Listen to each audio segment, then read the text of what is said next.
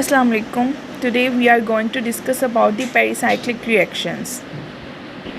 Pericyclic reactions has 5 types, but in this video we are going to discuss about its first type, electrocyclic reaction. And in second parts we are discussing its remaining types, okay? Remaining 4 types. So let's get started. In pericyclic reactions bond break and also make. Pericyclic के अंदर bond टूटते भी हैं और दोबारा से बनते भी हैं. इसके अंदर जो बॉन्ड्स होते हैं ना वो कंसर्टेड होते हैं, ठीक है. हैव ट्रांजिशन स्टेट, इसके अंदर जो ट्रांजिशन स्टेट होती है ना उसको हम नाम देते हैं साइक्लिक ट्रांजिशन स्टेट, ठीक है. Bonding change occur through rearrangement of, इसके अंदर जो इलेक्ट्रॉन्स होते हैं ना उनकी रीअरेंजमेंट होती है और वो लूप जो है जब वो क्लोज होती हैं तो वो क्लोज साइक्लिक स्ट्रक्चर देती हैं, ठीक है. और समटाइम्स वो ओपन स्ट्रक्चर भी देती हैं. Their reactions are stereospecific. अब ये इसको स्टेरियो स्पेसिफिक का नाम क्यों दे रहा है? फॉर एग्जांपल हमारे पास एक रिएक्टेंट जब वो प्रोडक्ट में कन्वर्ट होगा तो उसको हम स्पेसिफिक ज्योमेट्री कहेंगे. अब इधर भी स्पेसिफिक का नाम आया, इधर भी स्पेसिफिक का नाम आया, तो स्टेरियो स्पेसिफिक क्या है?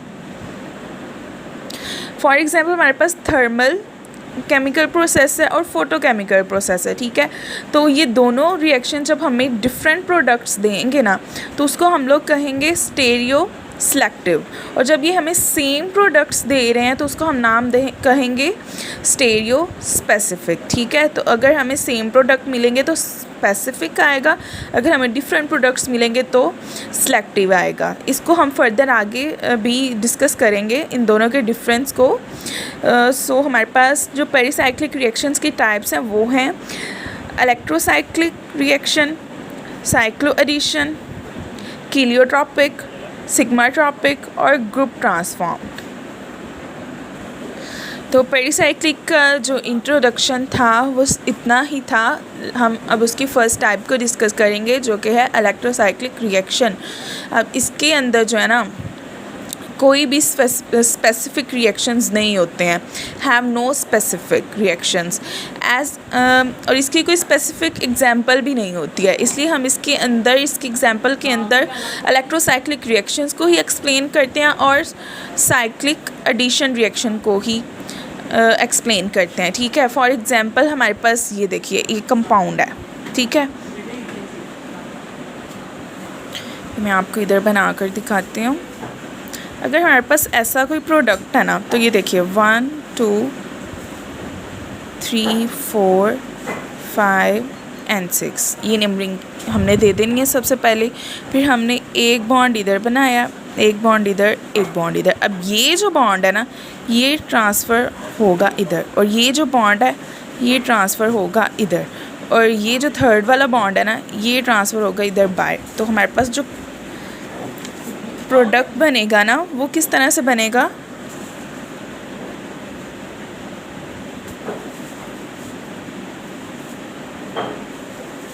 ये बॉन्ड जब इधर आ गई तो इसने इसको पकड़ के क्लोज कर दिया, ठीक है. ये इधर शिफ्ट हो गई थी तो ये आ जाएगी इधर, ये बॉन्ड इधर शिफ्ट हो गई थी तो ये आ जाएगी इधर. तो हमारे पास प्रोडक्ट जो फाइनल प्रोडक्ट है वो ये बन गया. इसलिए 1 2 3 एंड 4 5 6. पहले इसका आयोपेक नेम क्या था? 1 पे बॉन्ड थी, 3 पे थी और 5 पे थी. तो इसका नाम क्या बनेगा जहाँ जहाँ पे डबल बॉन्ड है? तो 1 3 5 इधर हम लिखेंगे 1 3 एंड 5, और इसका नाम बनेगा क्योंकि 6 कार्बन थी तो 1 3 5 हेक्सा. तो 3 डबल बॉन्ड है तो जब 3 डबल बॉन्ड है तो ट्राई ईन आएगा, तो ट्राई ईन ये हो गया इसका आयोपेक नेम. और इसका आयोपेक नेम क्या होगा कि हमारे पास जो फर्स्ट बॉन्ड है वो 1 पे है और सेकंड बॉन्ड जो वो 3 पे है, तो इसका नाम आएगा 1 3 साइक्लो. साइक्लो क्यों आया? क्योंकि अब ये क्लोज रिंग है, ठीक है. क्योंकि ये बॉन्ड जब इधर शिफ्ट हुई तो इसने इसको क्लोज कर दिया, तो इसलिए इसका इधर अब आएगा साइक्लो, और बाकी वही हेक्सा, और 3 थी डबल बॉन्ड इसलिए ट्राइन था, अब हमारे पास 2 है तो इसलिए डाईन आएगा। ठीक है,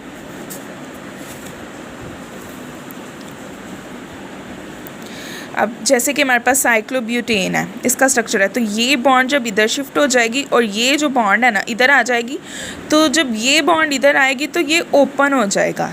ठीक है, ये कंपाउंड ओपन हो जाएगा, जैसे कि ये हमारे पास ये बॉन्ड इधर गई, आ गई इधर, ये बॉन्ड इधर आई, आ गई इधर, इसलिए ये ओपन हो गया। ठीक है, ये क्लोज की एग्जाम्पल है, ये ओपन की एग्जाम्पल है। तो ये साइक्लोब्यूटेन था क्योंकि ये रिंग फॉर्म में था, क्लोज था। अब ये ओपन है तो इसको हम नाम देंगे ब्यूटाडाइन। ब्यूटाडाइन कैसे, 1 2 3 4 कार्बन है तो इट मीन्स के ब्यूटेन आ गया। अब इसके अंदर 2 डबल बॉन्ड है तो हम इसको एक और नाम दे सकते हैं कि 1 2। ठीक है, एक 1 पे डबल बॉन्ड है, एक 2 पे डबल बॉन्ड है, 1 2 3 नहीं, एक 3 पे है। ठीक है, तो 1 3 ब्यूटाडाइन हम कह सकते हैं कि 2 बॉन्ड्स हैं इसलिए डाइन। ठीक है, ये इसका नाम होगा। एग्जैक्ट स्टीरियोकेमिस्ट्री, अब एग्जैक्ट स्टीरियोकेमिस्ट्री जो है ना ये 2 चीज़ों पर डिपेंड करती है। जो पहली है वो है number of double bonds in polyene, कि इसके अंदर कितने डबल बॉन्ड्स हैं। जैसे हम इधर कलेक्ट करते थे, पहले देखते थे कि कितने डबल बॉन्ड्स हैं, तो उसके हिसाब से हम इसको नाम देते थे। तो ये चीज़ इसके अंदर एक होनी चाहिए। दूसरी है कि हमने फाइंड करना है कि इसके अंदर केमिस्ट्री कौन सी है, स्टेरियो स्पेसिफिक केमिस्ट्री है या स्टेरियो सेलेक्टिव केमिस्ट्री है। ठीक है, तो इनका मेन डिफरेंस आ गया कि स्टेरियो सेलेक्टिव और स्टेरियो स्पेसिफिक में क्या डिफरेंस है। तो रिएक्शन इज़ अच्छा, stereoselective reaction is a reaction in which there is a choice of pathway but the product stereoisomer is formed due to its reaction pathway being more favorable than the other availables।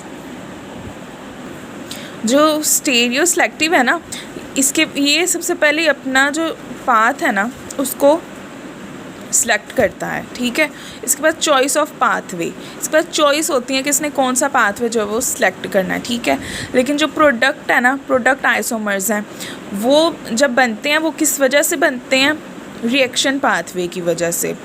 और ये favourable होता है। Favourable क्यों होता है, क्योंकि इसके अंदर डिफरेंट प्रोडक्ट्स बनते हैं, ये अपना जो पाथ है वो भी खुद सेलेक्ट करता है। और जो स्टेरियो स्पेसिफिक है ना, the stereo specific chemistry of the reaction completely determine the chemistry of the product without any other option। इसके बाद कोई और ऑप्शन ही नहीं होता है। ठीक है, क्योंकि इसके अंदर सेम कंडीशंस होती हैं, इसलिए इसने सेम प्रोडक्ट देने होते हैं, इसलिए इसके पास कोई चॉइस नहीं होती है कि ये डिफरेंट प्रोडक्ट्स दे सके। नेक्स्ट हमारे पास आ जाती है electrocyclic things gives 2 different products. Electrocyclic जो है ना वो हमारे पास 2 चीज़ें हमें देती हैं, इन opening in 2 different conditions. Opening compound वो हमें 2 कंडीशन पे दे सकता है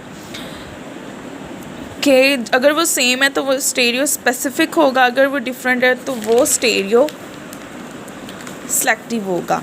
इसका बस ये 2 कंडीशन होनी चाहिए। ठीक है, अब 2 डिफरेंट कंडीशंस हमारे पास जो मेन है ना वो हमारे पास आ जाती हैं, thermal electrocyclic ring opening, photochemical electrocyclic ring opening. ठीक है, ये दोनों जो हैं वो डिफरेंट प्रोडक्ट्स देंगे, तब देंगे जब हमारे पास स्टेरियो सेलेक्टिव होगा, और ये दोनों सेम प्रोडक्ट देंगे जब हमारे पास स्टेरियो स्पेसिफिक होगा। जो हम प्रीवियस जो है उसको उन दोनों का डिफरेंस जो है वो क्लियरली पढ़ चुके हैं। इसका मेन डिफरेंस ये है कि ये जो स्टेरियो स्पेसिफिक है वो सेम प्रोडक्ट्स देता है और स्टेरियो सेलेक्टिव डिफरेंट प्रोडक्ट्स देता है। ठीक है, इसका मेन डिफरेंस यही है। उसके बाद आ जाते हैं जी रिएक्टेंट। फॉर एग्जांपल हमारे पास ये एक कंपाउंड बना हुआ है। ठीक है, अब इसका नाम है सिस 3,4 डाइमिथाइल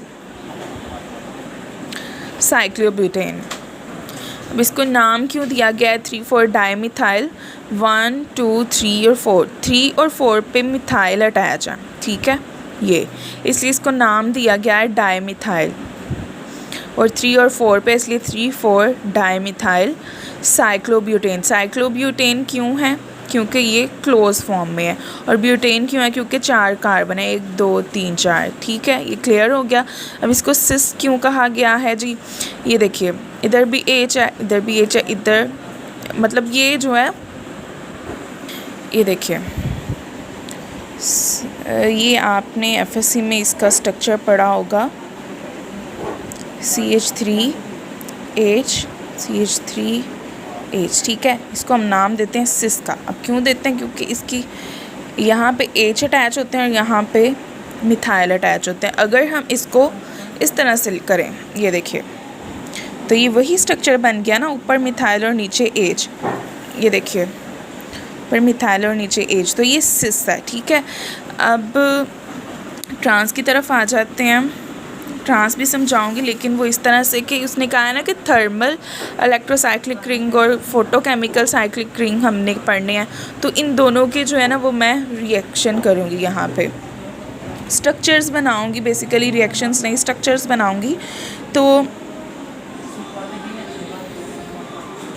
ये देखिए ये ट्रांस की है। तो सबसे पहले मैं आपको ट्रांस ही समझा देती हूँ कि ट्रांस क्या है। तो ये देखिए सबसे पहले हमने कार्बन डबल बॉन्ड कार्बन लगानी है, जैसे हमने ये किया था। तो इसके एक तरफ मिथाइल आ जाता है और ऑपोजिट साइड पे भी मिथाइल आ जाता है। ठीक है, इसके इधर H आ जाता है, ऑपोजिट साइड पे भी H आ जाता है, मतलब ये ऑपोजिट साइड पे चले जाएंगे। तो ये होगा जी हमारे पास ट्रांस। अब ये किस तरह से, इसको ऐसे रोटेट करें, ऑपोजिट साइड। ठीक है, तो इसको आपको नाम देने में इतनी मुश्किल नहीं होगी। इसको हम कहेंगे सिस ट्रांस डाइईन। और इसी तरह ये हमारे पास आ गया जी ट्रांस डाइईन। ये सिस ट्रांस है, इसके अंदर ट्रांस का ही स्ट्रक्चर उसने बनाया, लेकिन हम इसको नाम देंगे cis trans diene. Diene means हमारे पास 2 मिथाइल है और 2 ये। ठीक है, हो गया। और उसके पास है ट्रांस डाइईन। इसका स्ट्रक्चर इस तरह से है हमारे पास, जो हम इधर भी पढ़ चुके हैं। ठीक है, वो उसका और तरह से स्ट्रक्चर था, सेम इसी तरह से इसको हम कन्वर्ट कर सकते हैं। ठीक है, और इसके अंदर जो है ना ये को रोटेटरी होते हैं और ये डिसरोटेटरी होते हैं। ठीक है, अब हम इसको स्टेरियो सेलेक्टिव और स्टेरियो स्पेसिफिक इसमें कैसे बता सकते हैं, तो वो इसकी बिल्कुल सिंपल है कि हमारे पास जो प्रोडक्ट है वो ये आया, इधर हमारे पास जो प्रोडक्ट है वो ये आया। ठीक है, CH3। ठीक है, तो दोनों प्रोडक्ट जो हैं वो डिफरेंट है। ठीक है, तो ये हो गया जी, ये डिफरेंट होंगे तो स्टेरियो सेलेक्टिव, और अगर सेम होंगे तो स्टेरियो स्पेसिफिक।